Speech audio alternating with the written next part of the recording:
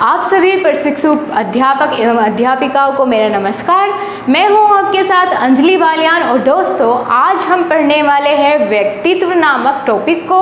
इसके अंतर्गत हम पढ़ेंगे व्यक्तित्व का अर्थ, उसकी परिभाषा, उसके प्रकार, उसकी विशेषताएं और व्यक्तित्व को प्रभावित करने वाले जितने भी कारक होते हैं सभी हम विस्तार से जानेंगे।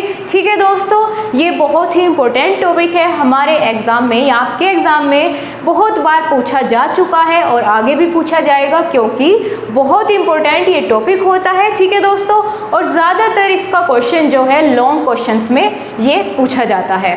ठीक है, तो चलिए सबसे पहले हम जानेंगे कि आखिर व्यक्तित्व होता क्या है। ठीक है, आप जैसे जैसे मैं बोलूँगी आप इसको नोट डाउन कर सकते हैं, अपने साथ साथ नोट्स बना सकते हैं, आपको डेफिनेशन भी लिखी दिखाई जाएगी। ओके, क्लियर है? तो अपने पेन और कॉपी अपने साथ रखिए। चलिए शुरू करते हैं। तो दोस्तों व्यक्तित्व शब्द जो होता है उसे अंग्रेजी में हम क्या कहते हैं? पर्सनैलिटी। ठीक है, पर्सनैलिटी हम इंग्लिश में कहते हैं व्यक्तित्व को, और पर्सनैलिटी यूनानी भाषा का शब्द है। ठीक है, पर्सनैलिटी कहाँ से लिया गया है? यूनानी भाषा के पर्सोना शब्द से लिया गया है पर्सनैलिटी को, यूनानी भाषा के, जिसका अर्थ होता है मुखौटा या फिर मास्क। क्लियर है आपको? व्यक्तित्व को अंग्रेजी में हम कहते हैं पर्सनैलिटी, और पर्सनैलिटी यूनानी भाषा के पर्सोना शब्द से लिया गया है जिसका अर्थ होता है मुखौटा यानी मास्क। क्लियर हुआ?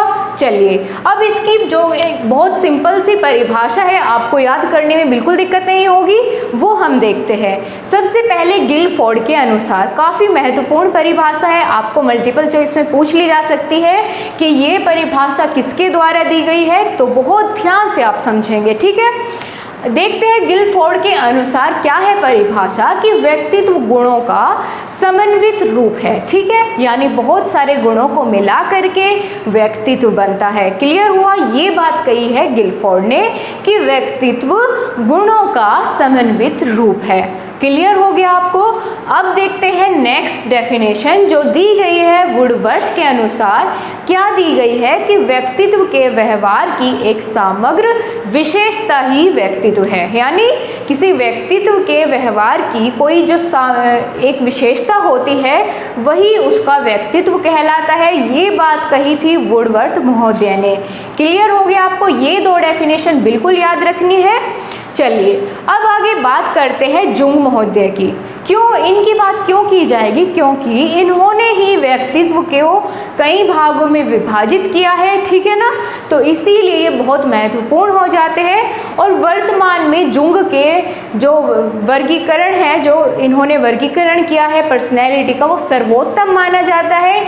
इन्होंने मनोवैज्ञानिक लक्षणों के आधार पर व्यक्तित्व के 3 भेद बताए, यानी पर्सनैलिटी के 3 भेद बताए हैं जुंग महोदय ने। ठीक है दोस्तों, आप नोट करते चलिए। जुंग महोदय के अनुसार साइकोलॉजिकल टाइप्स इनकी एक पुस्तक थी। इनमें इन्होंने क्या किया था कि मनुष्य की प्रकृति के आधार पर व्यक्तित्व के 3 प्रकार बताए थे। कौन कौन से आपको पता है? नहीं पता है तो मैं बता देती हूँ कौन कौन से। अंतर्मुखी, ठीक है, अंतःमुखी, किसे बोलते हैं हम? अंतर्मुखी, ये हम अभी जानेंगे। पहले एक बार टाइप्स देख लेते हैं। तो पहला टाइप इन्होंने बताया अंतर्मुखी, दूसरा बताया इन्होंने बहिर्मुखी। ठीक है दोस्तों, बहिर्मुखी। इसकी बात की, इसके बाद इन्होंने क्या कहा कि उभयमुखी। उभयमुखी, इन 3 प्रकार के व्यक्तित्व वाले मनुष्य होते हैं।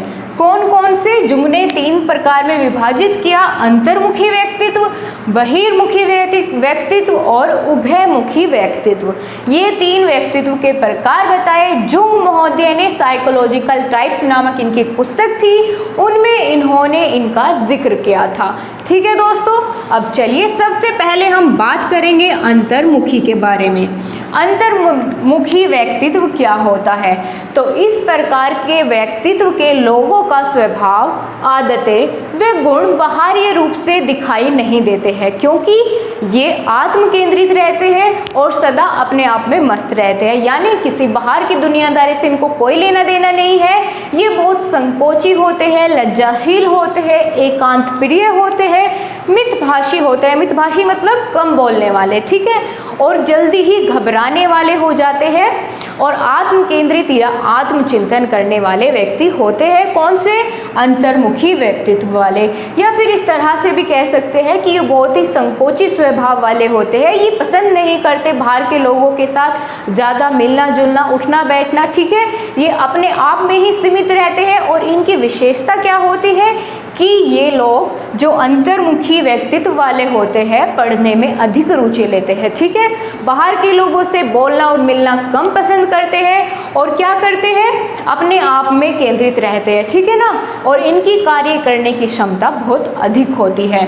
तो ये कुछ थी अंतर्मुखी व्यक्तित्व वाले लोगों की विशेषता। क्या क्या थी कि ये बाहर के लोगों के साथ बातचीत करना पसंद नहीं करते, अपने आप में केंद्रित रहते हैं, बहुत ही संकोची स्वभाव वाले होते हैं, ठीक है दोस्तों, और मितव्ययी होते हैं यानी कम बोलते हैं। क्लियर हो गया आपको? अगर आपसे पूछा गया अंतर्मुखी व्यक्तित्व के बारे में तो आप बता पाएंगे?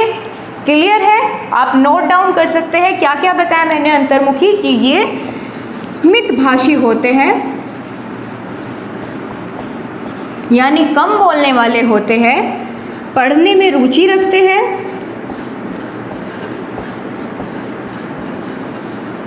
आत्म केंद्रित होते हैं,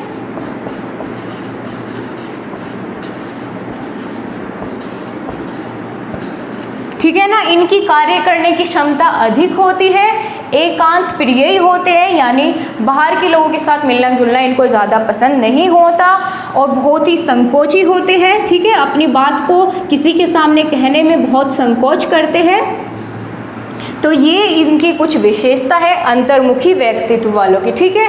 आप चाहे तो इस तरह डायग्राम की फॉर्म में लिख सकते हैं अपने आप को शॉर्ट फॉर्म में समझाने के लिए। पेपर में तो आपको डिटेल में लिखना ही होगा। अब बात करते हैं हम बहिर्मुखी व्यक्तित्व वाले लोगों के बारे में। इनका व्यक्तित्व कैसा होता है, ठीक है। पहला क्लियर हुआ आपको? चलिए इसे देखते हैं। इस प्रकार के व्यक्तित्व के लोगों की रुचि बाहरी जगत में होती है, यानी ये बाहरी लोगों के साथ ज़्यादा मिलना जुलना पसंद करते हैं और ज़्यादा ही बहुभाषी होते हैं, यानी बहुत ज़्यादा वाचाल बोलने वाले होते हैं। और ऐसे व्यक्ति व्यवहार में कुशल होते हैं, चिंता मुक्त होते हैं यानी मनमौजी होते हैं, जहाँ जैसा माहौल मिला ऐसे ही ढल गए, सामाजिक होते हैं, आशावादी होते हैं, साहसी होते हैं और लोकप्रिय प्रवृत्ति के होते हैं, क्योंकि ये सबके साथ अपना समन्वय स्थापित कर लेते हैं, ठीक है दोस्तों। चलिए लिखते हैं क्या क्या विशेषताएं हमने बहुमुखी या बहिर्मुखी व्यक्तित्व के बारे में जानी, कि ये लोग कैसे होते हैं। कुशल होते हैं, चिंता मुक्त होते हैं, कुशल होते हैं और चिंता मुक्त होते हैं। और क्या इनकी विशेषता है कि ये सामाजिक प्रवृत्ति के होते हैं, यानी समाज में उठना बैठना मिलना जुलना इनको अधिक पसंद होता है। जैसे आपने देखा होगा कोई बच्चा क्या होता है, सोशल नेटवर्किंग साइट्स पे ज़्यादा बिजी रहता है, यानी उसको नए नए लोगों के साथ मिलना बोलना पसंद होता है। और ये साहसी प्रवृत्ति के होते हैं, है ना, यानी कोई भी नई शुरुआत करने से पहले कोई संकोच नहीं करते, जो स्टेप इन्हें लेना होता है फटाक से ले लेते हैं, उसके बाद ये सोचते हैं। और अंतर्मुखी वाले क्या होते हैं कि पहले उस पर इतना सोच विचार करेंगे, चाहे कि वो जो उनके सामने से जो उनका क्या कहते हैं कि जो उनके सामने अपॉर्चुनिटी है कई बार वो भी निकल जाती है। तो ये अंतर हुआ अंतर्मुखी और बहिर्मुखी व्यक्तित्व वाले लोगों में। इतना क्लियर है? चलिए अब बात करते हैं उभयमुखी व्यक्तित्व क्या होता है। इस प्रकार के व्यक्तित्व में अंतर्मुखी व बहिर्मुखी, जो कि हमने अभी बात करी, दोनों प्रकार के गुण पाए जाते हैं, यानी ये इन दोनों का क्या है, मिश्रण है। इस प्रकार के व्यक्ति एक अच्छे लेखक और एक अच्छे वक्ता दोनों होते हैं।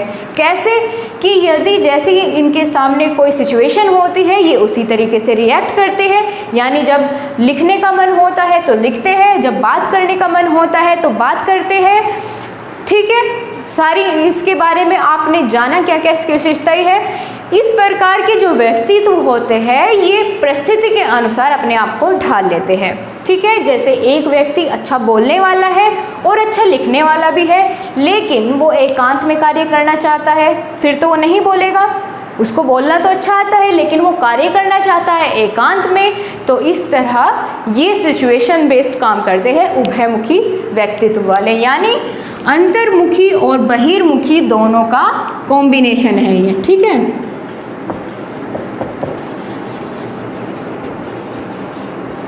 इन दोनों की विशेषताएं मिलकर के बन जाती है उभयमुखी व्यक्तित्व वाले लोग। ठीक है, क्लियर हुआ आपको। ये जैसी परिस्थिति इनके सामने होती है उस तरह से रिएक्ट करते हैं। क्लियर हो गया। चलिए दोस्तों, अब हम बात करेंगे व्यक्तित्व को प्रभावित करने वाले कारक के बारे में। क्लियर है, आप इसका स्क्रीनशॉट ले लीजिए।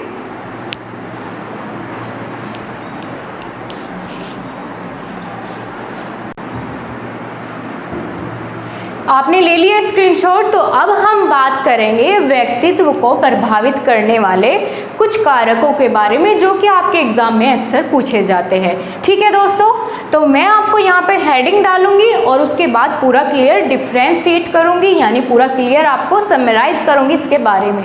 ओके, तो सबसे पहला कौन सा कारक होता है, वो होता है वंशानुक्रम। ठीक है, वंशानुक्रम का प्रभाव।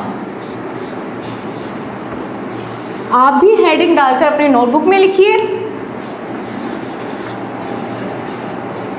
वंशानुक्रम का प्रभाव। ठीक है, ये पहला कारक होता है जो कि किसी व्यक्ति के व्यक्तित्व को प्रभावित करता है। किस प्रकार से कि व्यक्तित्व के विकास पर वंशानुक्रम का प्रभाव सर्वाधिक पड़ता है और अनिवार्यतः पड़ता ही पड़ता है। स्किनर व हैरीमैन का मत है कि मनुष्य का व्यक्तित्व स्वाभाविक विकास का परिणाम नहीं है, उसे अपने माता पिता से कुछ निश्चित शारीरिक, मानसिक, संवेगात्मक और व्यावसायिक शक्तियाँ प्राप्त होती है। यानी कि जैसे उसके माता पिता होते हैं उसी तरह का मोर एंड मोर चांसेस ऐसे ही होते हैं कि उसी तरह का व्यक्तित्व उनके बच्चे का हो। ठीक है, जिस प्रकार के गुण माता पिता में होंगे तो बहुत हद तक बच्चे में भी वही गुण पाए जाते हैं। तो सबसे ज़्यादा प्रभाव पड़ता है वंशानुक्रम का किसी व्यक्ति के व्यक्तित्व को प्रभावित करने में। आगे बात करते हैं सामाजिक वातावरण। ठीक है दोस्तों, सामाजिक वातावरण यानी जैसे वातावरण में बच्चा रहता है, ठीक है, वहाँ की भाषा, रहन सहन, खाने पीने का ढंग, सारे सभी तौर तरीके यानी धार्मिक, नैतिक विचार उस समाज के कैसे हैं, वो सभी एक व्यक्ति के व्यक्तित्व का निर्माण करने में मदद करते हैं। यानी उसके एक आदर्श नागरिक बनने में सबसे ज़्यादा महत्व होता है सामाजिक वातावरण का। क्लियर हो जाता है आपको। चलिए आगे देखते हैं और कौन सा कारक है जो कि प्रभावित करता है किसी भी व्यक्ति के व्यक्तित्व को। परिवार का प्रभाव वंशानुक्रम का हो गया, उसके बाद सामाजिक वातावरण। अब बारी आती है परिवार की। परिवार यानी जहाँ पर वो अपने सबसे अधिक समय बिताता है बालक, वो होता है परिवार। व्यक्ति के निर्माण का कार्य परिवार से आरंभ होता है जो समाज द्वारा पूरा किया जाता है। परिवार में प्रेम, सुरक्षा और स्वतंत्रता के वातावरण में बालक का साहस, स्वतंत्रता, आत्मनिर्भरता आदि गुणों का विकास होता है। ठीक है, यदि उसके परिवार का जो वातावरण है वो अधिक कठोर है तो बच्चा कैसा होता, बहुत ही संकोचित स्वभाव का हो जाता है, बहुत डरा डरा सा हो जाता है। तो यानी उसके जो व्यक्तित्व होता है उसके विकास में बहुत अधिक हद तक भूमिका निभाता है उसका परिवार।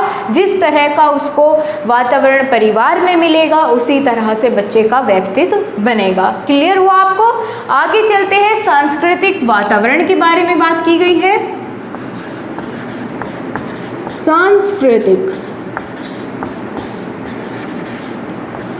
सांस्कृतिक वातावरण यानी बच्चा कौन सी संस्कृति में जन्म लेता है उसके अनुरूप ही उसका व्यक्तित्व होता है। ठीक है दोस्तों, अब आगे बात की जाती है विद्यालय का प्रभाव। ये भी बहुत अधिक महत्वपूर्ण है।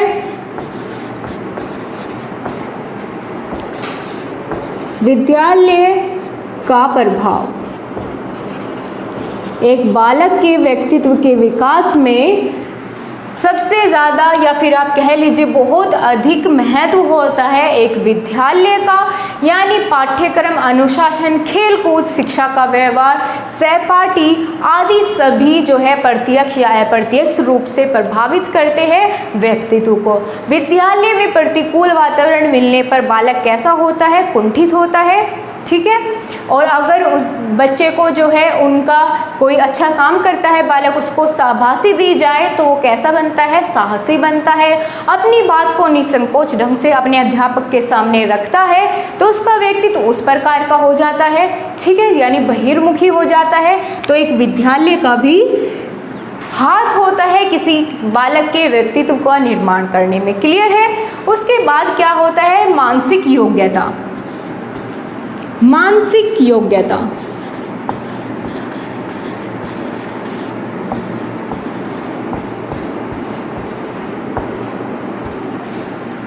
यानी व्यक्तित्व जिस क्षेत्र में रुचि होती है उसी क्षेत्र में क्या होता है? सफलता पाता है। ठीक है ना, इसे हम कह सकते हैं मानसिक व रुचि योग। ठीक है ना, रुचि या फिर मानसिक योग्यता कारक जो होता है ये भी एक व्यक्तित्व के विकास में मदद करता है। अधिक मानसिक योग्यता वाला बालक क्या होता है? सहज ही अपने व्यवहारों को समाज के आदर्शों के अनुकूल बना देता है। ठीक है दोस्तों, क्लियर हुआ आपको? और सबसे लास्ट में हम बात करेंगे शारीरिक प्रभाव की। शारीरिक प्रभाव, ठीक है दोस्तों, शारीरिक प्रभाव कैसे कि यानी अगर किसी बच्चे की शारीरिक क्षमता यानी कोई भी उसकी ग्रंथियां या फिर उसके हाथ पैर किसी तरह की कोई कमी होती है तो वो बालक कैसा होता है? वो संकोची होता है। ठीक है, इस तरह से ये चीज़ें भी क्या होती है? फर्क पड़ता है इन चीज़ों का एक व्यक्तित्व के विकास में।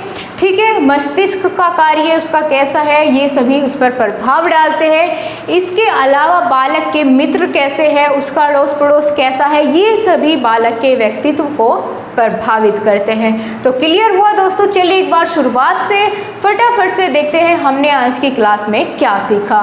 तो सबसे पहले हमने बात की व्यक्तित्व की कि व्यक्तित्व को अंग्रेजी में क्या कहते हैं? पर्सनैलिटी कहते हैं, जो कि यूनानी भाषा के पर्सोना शब्द से लिया गया है जिसका अर्थ होता है मुखौटा या फिर मास्क। उसके बाद में हमने डेफिनेशन बहुत छोटी छोटी बहुत प्यारी सी डेफिनेशन याद की।